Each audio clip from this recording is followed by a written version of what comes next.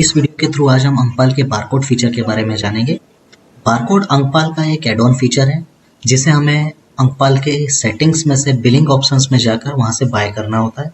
ठीक है, जैसे हम एड ऑन बाय कर लेंगे हमें सेटिंग्स में एड ऑन्स में हमारा बारकोड का फीचर शो होने लगेगा।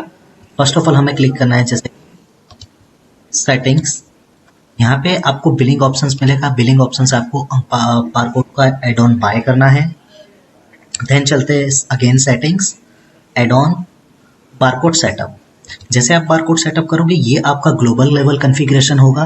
मीन्स अगर यहाँ पे आपने बारकोड को अगर इनेबल कर दिया तो ये सेटिंग्स आपकी सभी प्रोडक्ट के लिए एक्टिवेट हो जाएगा बाय डिफॉल्ट। अब बारकोड के अंकपाल में 3 टाइप्स हमने दिए हुए, कंटिन्यूस, मैनुअल एंड कस्टम।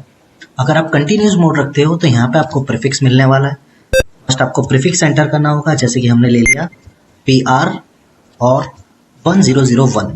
जैसे ही हम कॉन्फ़िगरेशन सेव करेंगे ये कंटिन्यूस नंबर के थ्रू हमारा बारकोड जनरेट होता रहेगा फॉर ऑल प्रोडक्ट्स। अगर हमने ग्लोबल लेवल सेटिंग्स लिया हुआ है और सभी प्रोडक्ट के अंदर ग्लोबल लेवल का ही सेटिंग्स को अगर हमने लिया हुआ है तो ठीक है। सेकंड है हमारा मैनुअल। मैनुअल के केस में अगर हम जहां से प्रोडक्ट परचेस करते हैं वहीं से अगर हमारा बारकोड जनरेटेड है तो हम उसी बारकोड नंबर को मैन्युअली टाइप करके रख सकते हैं। कस्टम है जहाँ पे अगर हम डिफरेंट कंपोनेंट्स को मर्ज करके अगर हम बारकोड जनरेट करना चाहे तो भी कर सकते हैं। जैसे कि यहाँ पे अगर आपको कोई भी दो कंपोनेंट को मर्ज करना है, जैसे कि आइटम का नेम हो गया, आइटम का नेम प्लस MRP को अगर आपको मर्ज करके एक बारकोड बनाना है तो भी बना सकते हो। ठीक है, सो आइए हम कॉन्फ़िगरेशन को सेव कर लेते हैं। फर्स्ट जैसे कंटिन्यूस में यहाँ पे हमने दे दिया PRT 001, कोई भी एक कॉन्फ़िगरेशन हमने अभी यहाँ पे ले लिया जैसे कि कंटिन्यूस, इसको सेव कर दिया हमने। तो ये हमारा ग्लोबल लेवल कॉन्फ़िगरेशन अभी सेव हो गया है। आइए एक और कॉन्फ़िगरेशन है जो कि हम देख लेते हैं। अगर हमने यहाँ पे कॉन्फ़िगरेशन दिया हुआ है प्लस हमें inventory level means product level पे भी अगर कॉन्फ़िगरेशन देना है सेपरेटली तो भी हम दे सकते हैं, और एक आप बारकोड का सेपरेट कॉन्फ़िगरेशन दे सकते हो यहाँ कैटेगरी। अगर आप पर्टिकुलर कोई कैटेगरी न्यू क्रिएट करते हो, जैसे कि यहाँ पे आपने कैटेगरी का नाम दे दिया क्रिएट कैटेगरी, सो उस पर्टिकुलर कैटेगरी के लिए भी अगर आपको बारकोड का सेपरेट कॉन्फ़िगर देना है तो यहाँ से आप दे सकते हो।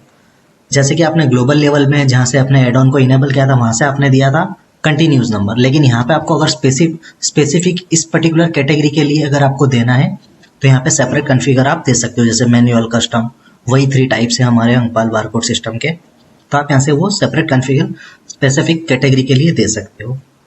जितनी भी प्रोडक्ट्स पर्टिकुलर जो कैटेगरी में होगी उन सभी के लिए ये कॉन्फ़िगरेशन एप्लीकेबल हो जाएगा, जो कि आप यहाँ पे मास्टर्स में इन्वेंट्री प्रोडक्ट्स में जाएंगे।